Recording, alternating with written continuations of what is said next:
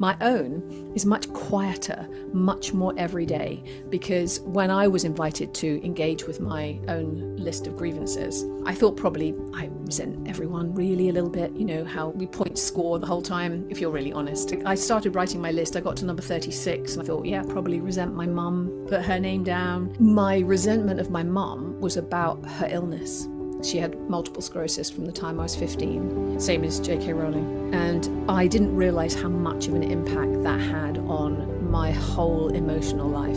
I felt like I'd shut down. I had this unexpressed belief that if she really loved us, she'd get better. She should try harder. Of course, completely ridiculous, but if you're 15, that's your thinking. I definitely carried resentment. I resented her for being ill. I resented her for being in a wheelchair when I was still at school because it didn't look cool.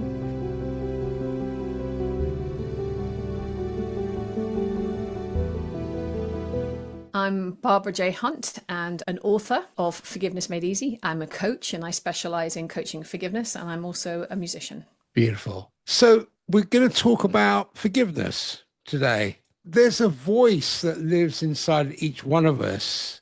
It's relentless, unforgiving. It's always ready with evidence of our failures. And it always speaks in absolutes. You always mess up, or you're not good enough. You know, you should have known better. The voice doesn't seem to take days off or offer second chances. It operates like a prosecuting attorney that never rests, building cases against us from our smallest missteps to our deepest regrets. I see this from a psychotherapeutic lens as the shadow, the parts of ourselves we've learned to reject and exile.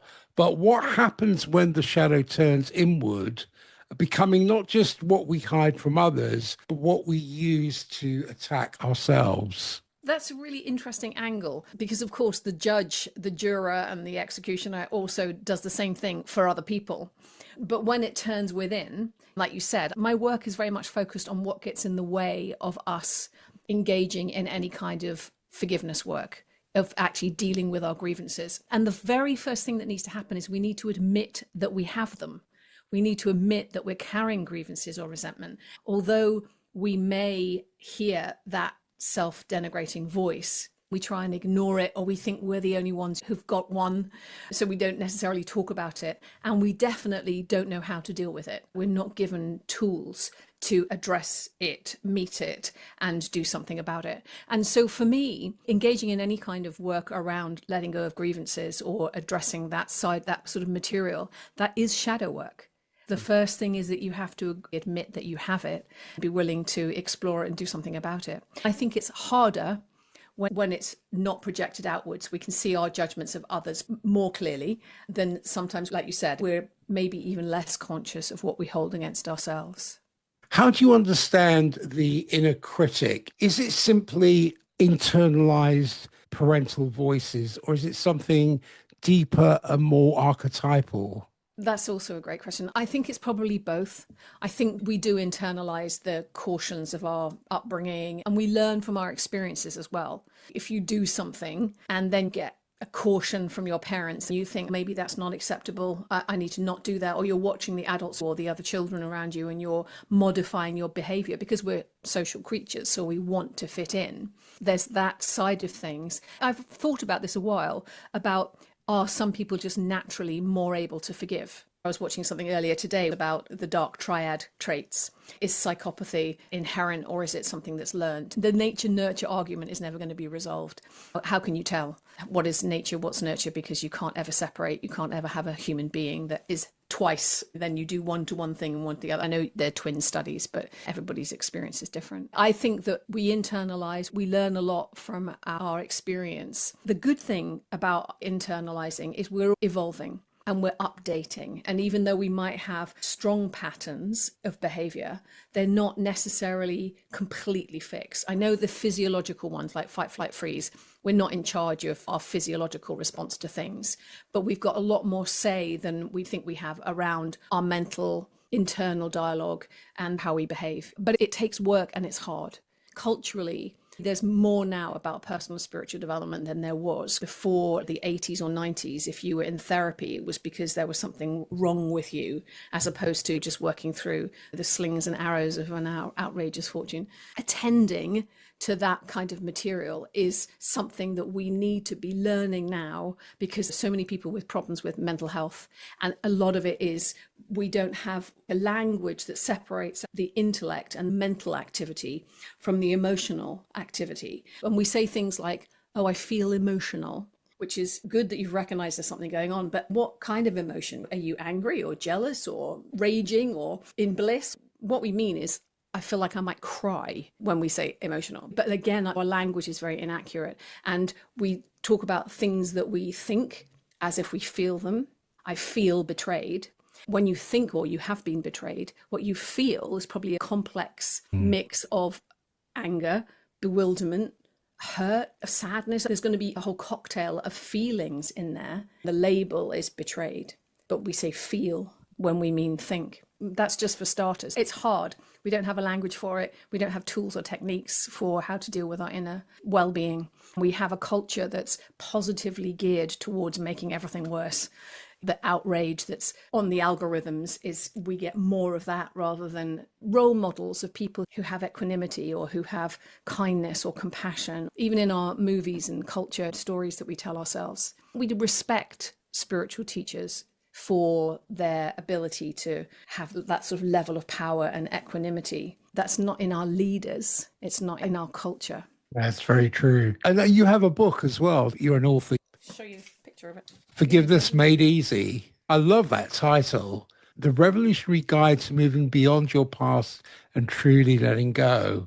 On that basis, this promotes the question of what does the inner critic actually serve in the psyche, and why does it become so vicious when it comes to self-forgiveness? It's a really interesting thing to think about because it does serve a purpose. When I'm working with clients, not just about self-forgiveness, but also forgiving other people. When I ask them, why are you holding the resentment? Why are you holding the grievance? How does it serve you? Most of the time they say, oh, it doesn't. And yet we're holding on. I think the same thing is happening with our grievances against ourselves. It's harder to see that kind of material, especially on your own. Often you need to have a dialogue with somebody or a therapist or someone that you can bounce off to understand more about that. But there are payoffs. There are secondary benefits that we get from judging ourselves harshly because we're saying things like, that's not who I am. I made that mistake, but I'm really this moral person. So we hold on to the grievance, making wrong of ourselves about the thing that we did because our self-image is that we're different from that. It's a bit like, I'm going to hold on to that to remind me to not do it again and to not make the same mistake. I think that dynamic is happening. And sometimes it can just be a matter of being unconscious about it. We don't really realize that we're doing that. That's why doing inner work can be incredibly powerful, because you're actually attending to that inner critic. One of my favorite techniques for addressing the inner critic, when I work with clients doing self-forgiveness, or I also host online classes as well, when we're talking about self-forgiveness, you don't want to forgive yourself for something that isn't true. So if you have a belief, I'm a failure or I'm unlovable, you don't want to forgive yourself for that because it's not true. You want to have an inquiry about, is this thing true and what's it based on? When I talk about forgiveness in general, I often talk about it like a sort of a triad or a braid of three. There's different things that are happening. One is our need to forgive ourselves. The other is the need to forgive the other. Sometimes we need to be forgiven as well. Those three are written together. Untangling them, what gets in the way of our ability to forgive ourselves? What happens when we have these three woven together is we can't forgive ourselves because we've done something we believe has hurt another person. So we have to undo that or attend to that. Maybe we need to make amends. Maybe it's too late to make amends because they've died or they're not in our lives anymore. That's the internal work that you can do to make that repair and attend to it. Then it's more likely that you can forgive yourself for that mistake that you made or error because you've done that repair work. So I think sometimes it's not even straightforward. Often I describe when I'm working with clients, it's a bit like untangling a whole pile of necklaces. You can't just pull. You have to, well, hang on, that bit needs to go under there. And then that one, oh, no, that goes over there. So it's like the undoing of that inner material has to happen in a particular way that mostly the client is not conscious of, and we work through together. We see what turns up in what order. I'd see the inner critic as a perverted guardian archetype. There's a relationship between shame and the self, and how the critic protects us from vulnerability while simultaneously destroying our capacity for self-compassion.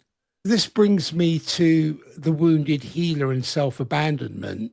I'm picturing a person who can offer profound comfort to a friend in crisis, who instinctively knows the right words to heal another's pain, but they stand mute and helpless before their own suffering. And I've seen this in practice where they seem to be masters of their compassion for everyone else except themselves. When others stumble, they see human frailty and offer grace. But when they stumble, they see unforgivable failure. This is the paradox I see of the wounded healer archetype, that knows intimately both wounding and healing, but cannot apply their own medicine to their deepest injuries. It's almost like we become skilled at loving others while remaining strangers to self-love.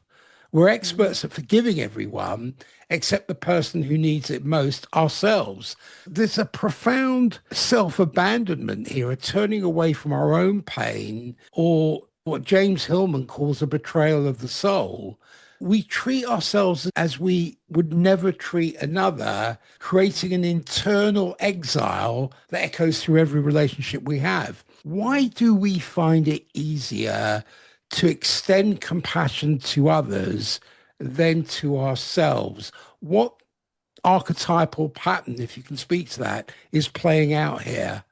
It's a really interesting line of inquiry because we do judge others. For sure. What it involves for us to be able to be compassionate to others is for us to put ourselves in their shoes. Maybe that's why it's hard to do it for yourself, because you're already in your shoes. You don't have any distance from the immediacy of whatever is going on inside of yourself. But you can do it in the realm of your imagination. You can split the self so you can see a younger self. Sometimes when I was training through the More to Life program, they did do work on the self. Sometimes it was mirror work so that you're externalizing the self so that you can see the self and speak to the self as other, but also a younger self, because your heart might be a little bit more tender to a photograph of yourself age 4, because you know that this little 4-year-old was doing the best that they could with what they had at the time. So that evokes more compassion. There is something to be said for holding ourselves to high standards, not to be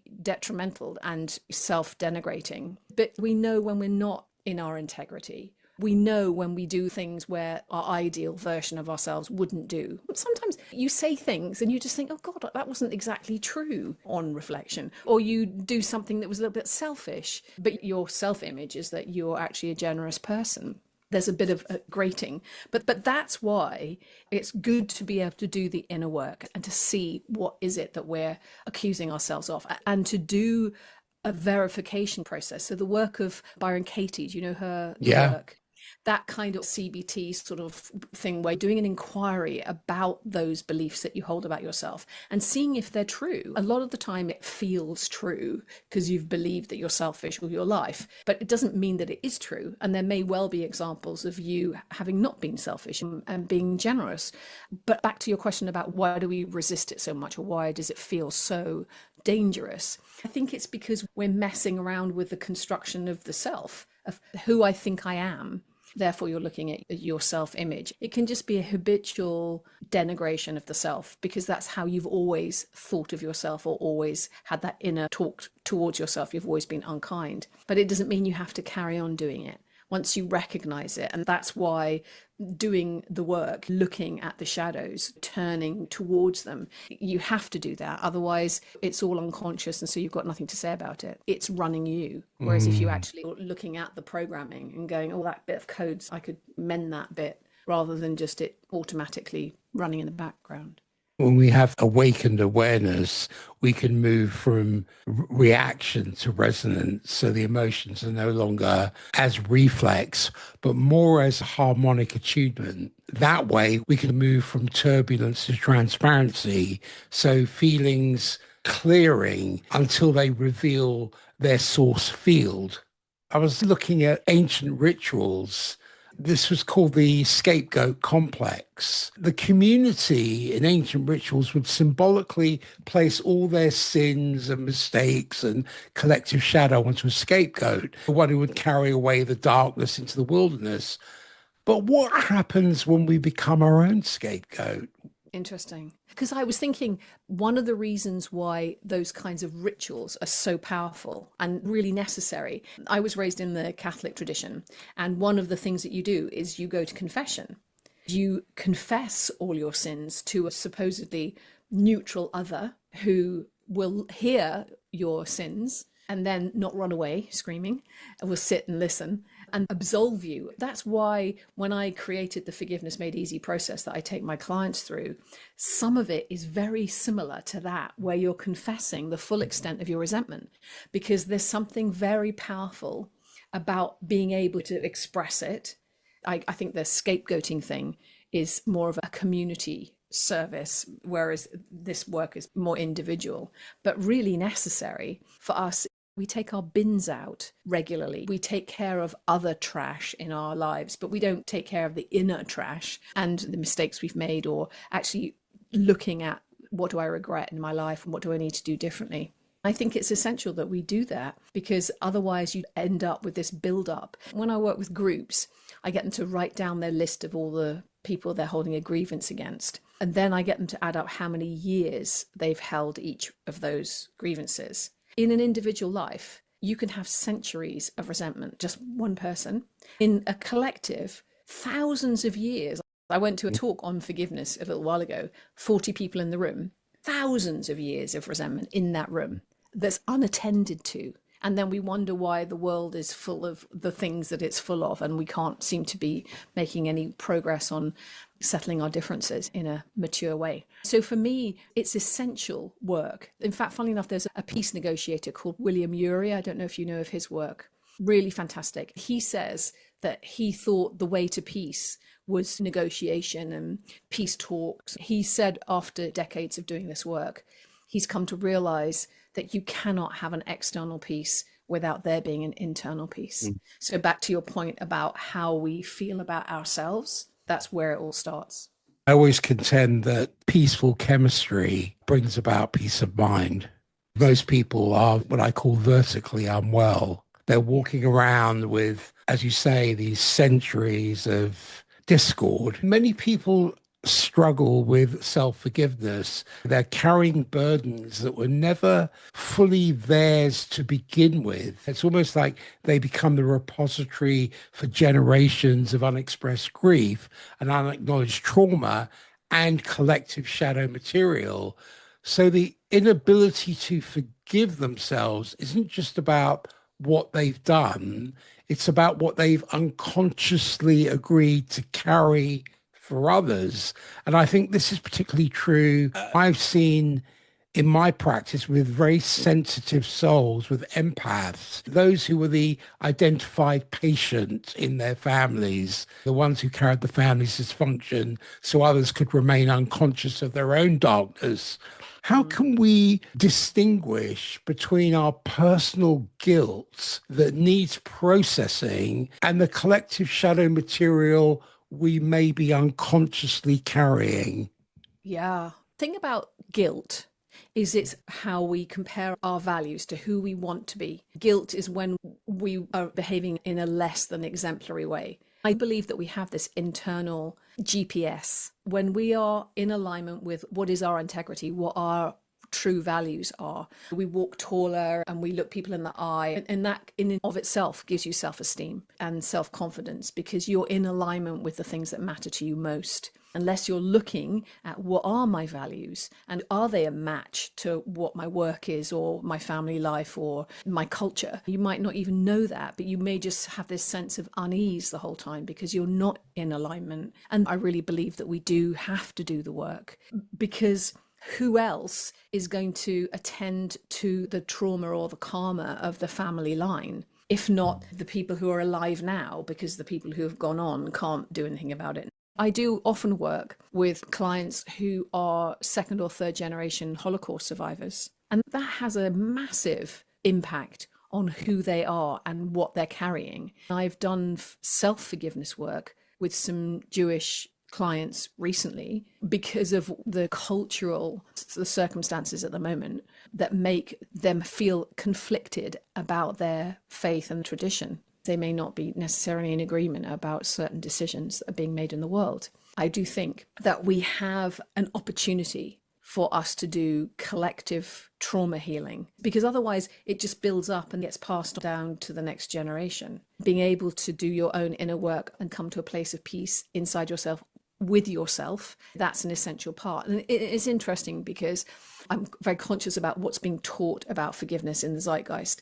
There's a cliche, which is you have to forgive yourself first before you can forgive anyone else. I really disagree because, as you're saying, it's the hardest thing to do is to forgive yourself. So start anywhere, get a feel for it. Start with small things. Start with a little grievance or a little grudge and see how that feels. We're using emotional muscles that we may not have ever used. If you ever do a yoga class and you're trying to lift your big toes up and it's like, what muscles I need to develop them? It's the same with forgiveness. You're doing something in your heart that is completely counterintuitive to let go of a grievance when there's been an injustice. We hate this, something bad happens. And we even have a language that says, I want to get even. We want to redress the balance.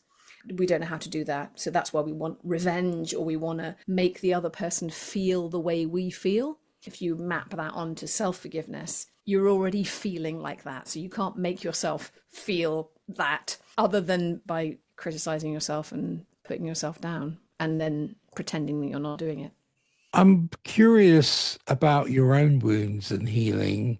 Would you be open to talking about your relationship with the darker aspects of forgiveness and the mythic patterns that have guided your journey? Sure. Often when we're talking about forgiveness, the stories that people who are advocates for forgiveness tell are often quite extraordinary stories. There's a friend, colleague of mine who his father abused him and his brothers. He found that he was alcoholic and he found his way to forgive his father. They're quite big, traumatic stories. Somebody's son is killed. The father or grandfather has managed to find a way to make peace with themselves. There's even one fantastic story of the grandfather of the perpetrator and the grandfather of the victim actually travel together to talk about forgiveness and restorative justice. Those amazing and inspiring stories. My own is much quieter, much more everyday, because when I was invited to engage with my own list of grievances, I thought probably I resent everyone really a little bit, you know, how we point score the whole time, if you're really honest. I started writing my list, I got to number 36 and I thought, yeah, probably resent my mum, put her name down. My resentment of my mum was about her illness. She had multiple sclerosis from the time I was 15, same as J.K. Rowling. And I didn't realize how much of an impact that had on my whole emotional life. I felt like I'd shut down. I had this unexpressed belief that if she really loved us, she'd get better. She should try harder. Of course, completely ridiculous, but if you're 15, that's your thinking. I definitely carried resentment. I resented her for being ill. I resented her for being in a wheelchair when I was still at school because it didn't look cool. I was at university and needed to leave university to go home and look after her and my brother and my dad because they just couldn't cope. I did go back, but there was a lot of resentment that was unacknowledged. And the shadow and the shame of that, I didn't talk to anybody about it. It was only when I was doing this particular personal spiritual development course, I realized that's what I was doing. I was carrying resentment. One of my messages, if you like, is the fact that we all carry resentment. We might look like we're kind and nice people, but we are all carrying resentment and grievances and things that we haven't really got over and things we haven't really let go of. I want to normalize it. I want us to admit that is what we're doing and then do something about it. I would love forgiveness to be seen as a practice, a bit like mindfulness has become more commonplace. Again, in the 90s, it wasn't. Meditation was, I know that the Beatles was the beginnings of getting people to do that sort of work and those practices, but we don't really have a culture where you do that work. You take care of your mind, you manage your mind, you meditate, you take care of what's going on in your heart, your emotional life, and you feel the full range of your feelings, all of the things that are potentially available to us when we're at our best as human beings. They're not taught, they're not popular. Like I said about culture, it's the opposite. It's not cool to forgive people. Name me 3 films that are about forgiveness. Name me hundreds that are about resentment and revenge and justice. Culturally, we're wired in a really different way. One of the other things about forgiveness is it's hard to picture it.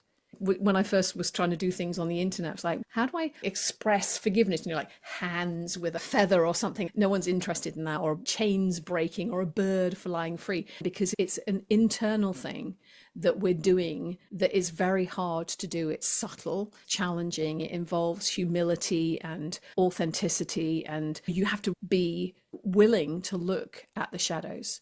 I don't know if there's an archetype as such, apart from maybe the spiritual warrior, somebody who's really willing to turn within and do that kind of reconciliation inside yourself.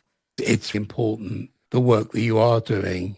I also see you're not giving us the thin cultural version of forgiveness as merely letting go or moving on. I see this as a spiral of awakening, a developmental pathway coded into the architecture of life itself. I see that forgiveness not as an optional virtue, but as a harmonic technology, the process by which disharmony collapses into coherence. Nice. Yeah. I love that. It is a harmonic technology, because usually the reasons why you're holding the grievance are not valid. Yes, bad things happen and people can be traumatized and hurt really badly, but the holding of the resentment is optional because you've already been hurt. You can't change it. It's done. It's more than how do you meet the injury? How do you then move forward? So that is exactly what you're saying. It's harmonizing yourself to it, to include it. Yes, this did happen. It doesn't have to define me. I've been talking about hate soup in your veins.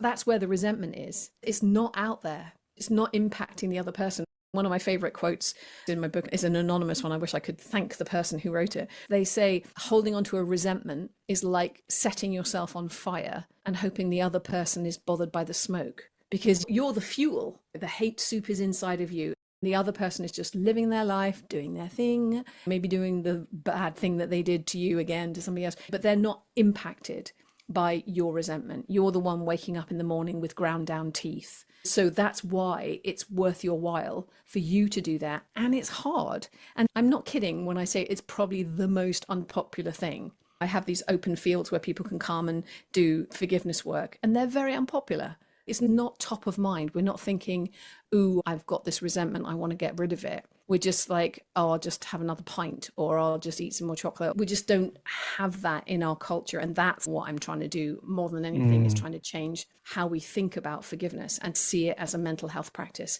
If we recognized it as a mental health practice that could transform our relationships and the quality of our relationships, maybe then it would become more interesting to people to actually do it, because it's the secret of harmonious relationships. I love that you use that word harmony, and it is a technology. It's a methodology, because what I've created, I've looked at all the obstacles to forgiveness, try to clear those out of the way, which is why forgiveness is made easy, as in, if you don't have any of those obstacles in the way, then you realize it's just me holding this thing. The definition I use of forgiveness is holding a resentment. It's basically ill will held over time for good reason. And forgiveness is the absolute refusal to hold that ill will for what someone did or didn't do. So if I'm holding it, I can do that. I don't have to hold it. This is optional. That means it is a choice, and it is absolutely not easy. In fact, I was going to call the book Forgiveness Made Easier, because I don't think it is ever easy. But my son said, no, you've got to go for it. And I've had feedback from people that when you do the practice, it really genuinely changes your life. There's been so many studies on how amazing forgiveness is. It lowers cortisol, improves your heart health. There was even one really fantastic study that said they measured how high people could jump, and then they had them do some forgiveness work, and then they could jump higher. What an interesting experiment, that you're lighter because you're not carrying an emotional resentment. To me, that's extraordinary, that there's a physiological impact, and all the more reason why we need to do our work, attend to it. And a neurological one. Yeah. The first step is perception. To forgive, you have to see clearly not just what happened, but what it means. In psychological terms, perception is about context. Why did it happen? What are the forces at play? Personal, cultural, generational. Perception arises when a field collapses into coherence. In other words, you cannot forgive what you refuse to perceive. Without perception, forgiveness is hollow. To see the truth of an injury and to see the truth of yourself in that injury, I see as the first harmonic note of forgiveness. One of the stories I was looking at was Nelson Mandela. He spent 27 years in prison. But when he emerged, he didn't deny the injustice. He perceived it fully. He understood the system, the history, and the pain. But he also saw what bitterness would do to him, what holding resentment would cost his people. So his forgiveness began with a deep clarity, I would suggest, of perception. Yeah, I agree. And that's why I say the very beginning is admitting the injury, the impact of the injury, and that you have responded by holding a grievance. And it's not that it's wrong. One of the reasons why we hold our grievances is because they protect. And that's often misunderstood as well. There's a protective mechanism, especially when we're little. We don't have more of a subtle response emotionally. We don't have access to all the things that we then learn as we get older. So to shut down or keep somebody out of your life or to close your heart feels like a protective mechanism, even though you've still been hurt. The letting go of resentment can feel incredibly vulnerable. But of course, we are vulnerable. We are able to be wounded. That's what vulnerability means. We're woundable. So what really is required as we mature is that we increase our capacity to tolerate discomfort and even to include the pain we've suffered or inflicted on others. So all of these qualities, they're the ones that are inspiring, like in Nelson Mandela's case, where you have to be a huge person to be able to say, I am not going to get revenge on you for having held me in prison wrongly for 27 years and taking 27 years of my life. The fact that he kept his heart open is incredible. Those kinds of exemplars are extraordinary. And sometimes they're a bit out of reach because most of us are probably, hopefully, not going to have that experience. But we have just the little bit of things that we need to forgive, the things that are ours, the injustices that we've suffered in our own lives. That's our weightlifting, if you like, is what we've experienced. Admitting that you're holding a grievance against something. And grievance and grudges, I always feel it's like a scale. There can be little irritations, the things that don't really matter that much, but you're just like, oh, she didn't do that, or little things. And then there's the more significant grievances, the really challenging injuries, and then there's the abuse and the hurt. We have this scale of grievance, grudge, gripe, right through to revenge and rage and anger and hatred. It's like a whole spectrum that we can experience, but it's still the same work. It's being willing to hold the fact that those things have happened and then not react. You know, that Viktor Frankl, like the gap between stimulus and response, and that's where we need to enter so that we're not just reactive. Building off of this, I'd love to have your thoughts about this. Once perception dawns, the next step is control, not control over others, but control over self. So this means taking responsibility. And many confuse forgiveness with abdication. I forgive, therefore I excuse. But in reality, forgiveness requires responsibility. You cannot forgive what you will not own. So control here means aligning your inner field so that your response is not dictated by the echoes of the past, whether that's the 8-year-old sulking, the 13-year-old still rebelling, or the 30-year-old still carrying guilt. Is the teaching here becoming equal to the age you are now? And is forgiveness the act of updating yourself, bringing all those inner fragments into coherence with the present? Interesting. Because what you're really doing, you're definitely not condoning unacceptable behavior. You're not abdicating responsibility for a response. And you're also not abdicating responsibility for action. Sometimes you do need to take action or keep clear boundaries. And forgiveness doesn't mean that. It just means you keep your heart open while doing that. I would imagine, in answer to your question about the different ages, there's going to be almost like a different response depending on what age an injury happened. So you might have had a pushback if it was happening in your teens. You may have rebelled. And I hadn't really thought about that there may be a different response according to what age the injury is. But either way, when I work with clients one-to-one, an injury has happened to a younger version in the past. We work with that younger self because it's necessary for something to happen, especially for this sense of rebalancing to happen. Part of the forgiveness work would be reclaiming qualities and things that were taken from you, and then giving back things that you should never have had, like responsibility, or reclaiming your voice or your innocence, things that were taken from you. So there's that redressing the balance in the imagination that then means that can resolve it. You're not having to hold this, I'm holding on to this because I want to remember that this thing is unhealed. Sometimes I describe it more like a wave. So the emotion comes, you stop it because you haven't got the emotional bandwidth or the maturity to resolve it, or you don't have the emotional equipment to do it, and it'll wait. I work with people in their 70s. We're doing things about what happened to them when they were 6. And then you attend to it. So you put your attention on it, and then it just resolves. What's amazing to me is that it will wait. Our psyche will wait for the right conditions. A bit like nature will restore itself given the right conditions.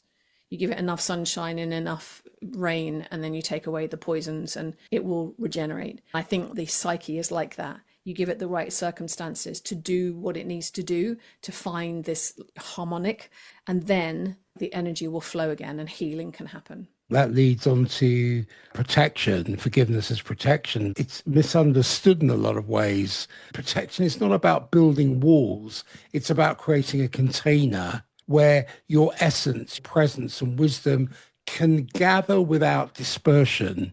Forgiveness protects your field from the entropy of resentment. I see resentment as being erective. If you scratch enough, it will pop out. But without it, unresolved hurt leaks into every corner of one's life, coloring new experiences with the shadow of the past. So forgiveness doesn't mean tolerating abuse or ignoring injustice. It means refusing to let the past parasitize the future. Yeah, I agree. Because when you attend, I always think of it as work of the heart. Although you are doing things like it is a mental and emotional thing, it is really the work of the heart. You can understand things, but it's still something that needs to happen as a choice to keep your heart open to those injustices and not seek to retaliate or have a revengeful response. But it also does give you the opportunity to think about, well, what does need to happen? And I always invite the clients into, what's your pledge going forward? What new thing is happening here? And sometimes it can be that they need to separate from a family member for a while. They might need space or time, or they might need to set clearer boundaries. If the family member or friend is abusive, they say, I'm going to put the phone down and call me back when you can be kind. And you consistently do that, retraining what behavior you will accept. It's so subtle because it's requiring things of us that we're not trained how to do, and that feel like it's dangerous or the weaker position, or it's like saying that it's okay. But actually, it's requiring this enormous strength, humility, and willingness to see beyond the person's actions. Maybe there were other intentions that we're not aware of and may never know. It's kind of like giving people the benefit of the doubt. Interestingly, there are a few techniques like forgiveness modalities that are studied where you're also required to do good to the person who's harmed you. I don't ever go that far because it's hard enough to get people to do the work to release the resentment. Because sometimes if you're inviting people too quickly into what was the lesson that you learned, or that sort of slightly spiritual bypassy thing. When you're a child and you're abused, not the lessons like don't be born into that family. Maybe there are things that you develop in terms of your character because of those experiences, but do we really want a world where that continues to happen? Or do we want to help educate people and have a cultural agreement that those things are not acceptable and we do everything in our power to stop them happening in the future? So it's a very practical response, but it starts from the inside and it can become very practical on the outside as well. Clear boundaries, litigation if necessary. That's why we have law, because we agree certain things are not acceptable. You can still choose to not hate somebody, because that's basically what it is. It's just saying, I am not going to hate you while I divorce you. We can just agree that the relationship's gone as far as it can go. And so we're going to take care of the things that need to be taken care of in a really conscious, kind way. That's a choice. But most of the time, the advice you're given may not back that up. I see forgiveness is not an end point. It's a fuel for development. It's one of the energies that bend towards healing and growth. When forgiveness is exercised, life doesn't only return to balance, it expands. Forgiveness is not about erasing the past, but integrating it so fully that it becomes wisdom. Each act of forgiveness becomes a new spiral rung where the circumference of one's lesson becomes the diameter of the next. This is how we as human beings can evolve, not by bypassing pain, but by metabolizing it into new capacity. What comes to mind immediately is Gandhi. His forgiveness was not sentimental. He forgave himself for paths not taken. He forgave his people for their impatience, and he forgave the oppressors who embodied a broken system. His forgiveness was development. It allowed him to channel energy into creating nonviolent resistance, which reshaped a nation. Yeah, and so inspiring. That's my hope, that there is something in us that admires it. There's another story about Martin Luther King, and he's giving a speech and somebody attacks him on stage and hits him to the ground, this aggressor. And Martin Luther King's immediate response is, don't hurt him, when the guards come in to carry him off. Don't hurt him. That being so committed to a non-violent response, it takes a lot for a human being to say, I am not going to retaliate. I'm going to take the fact that happened, and then I'm going to choose to not respond. Otherwise, you just end up in this sort of tit for tat. And that's how we end up with 100-year war and no way of resolving our differences. That's why, for me, it's such an essential practice that we need to be engaging in our individual lives. And my belief is, if it's true that we are all interconnected in ways that we don't really understand yet, I have this experience all the time with clients where they do their forgiveness work and they'll say, oh, you'll never guess what? My sister, out of the blue, did something. Shifts when one person does their work. It shifts the energy. My belief is that when we do our work like individuals, because I can't really do anything about the big picture. I can talk about forgiveness and be on podcasts, which I am doing. But like the big picture, I'm not in charge, but I am in charge of what I choose to keep in my heart. That's where my power is. So then I do my work, including on the people who are in positions of power who are not doing the things that I want them to be doing, because otherwise the hate soup is in me. and I'm not impacting. But when the hate soup is not in me and I've done my work, then maybe I could get more strategic about what is my response, what is possible for me to communicate, where is my agency, what can I do? Do I march? Do I sign petitions? Do I post on social media? I speak up for what I think is true and important. I think it frees up our energy in a way that we're not conscious of the detriment of it. And that's one of the disadvantages, is that we're not aware that holding a resentment is damaging us in any way.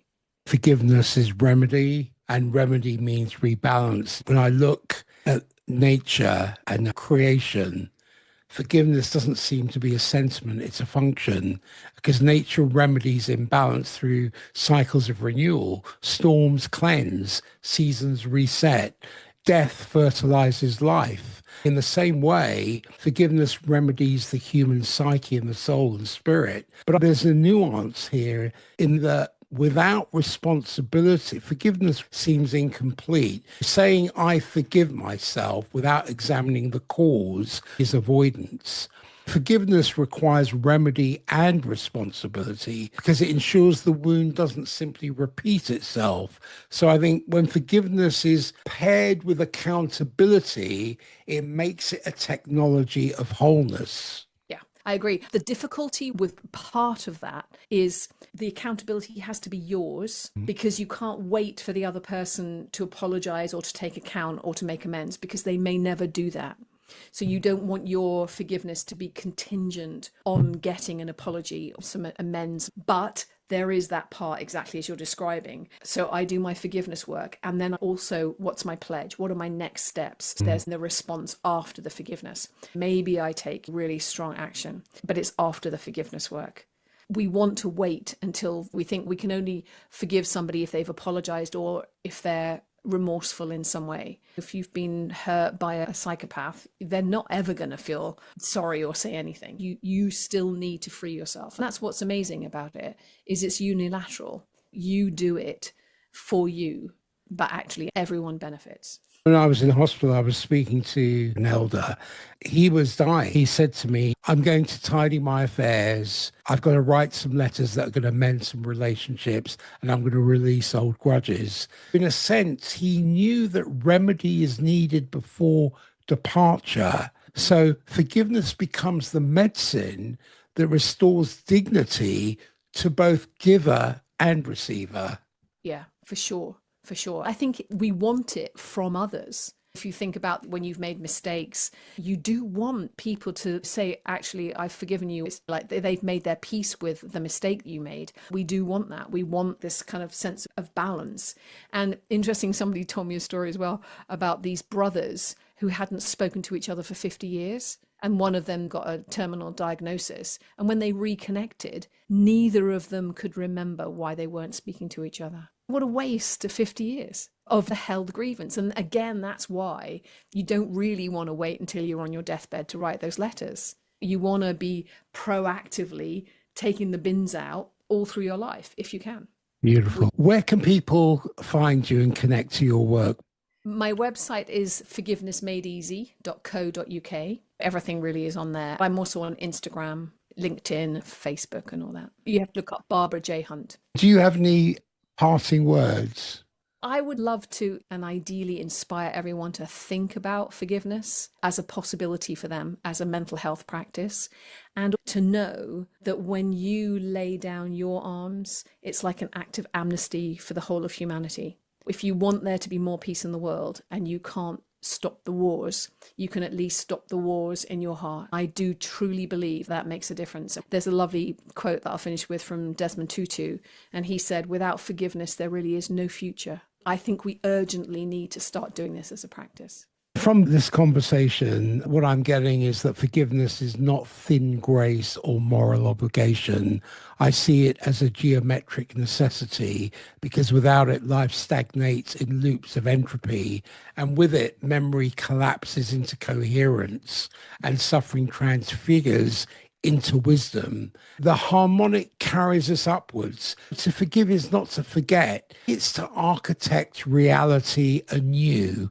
It's to reclaim authorship. It's to return to the truth of who we are, beyond wound and beyond blame. Forgiveness is not what we do to be spiritual. I think forgiveness is what life does through us when we align with truth. It's the pulse of remedy moving through creation itself. Yeah. And it's like a superpower that we just need to switch on because of everything that it gives us and how it can transform our relationships, our lives, how we feel about ourselves, how we engage with the world. Beautiful. Thank you so much. This has been a fantastic conversation. I love the work you do. Have you experienced the conversation today? Really engaging and really loved the questions, especially different angles, actually. So yeah, thank you for making it really interesting conversation. Thank you for your time as well, Peter. Stay well. You too. Thank you. Speak Take again. care. Thanks. Bye.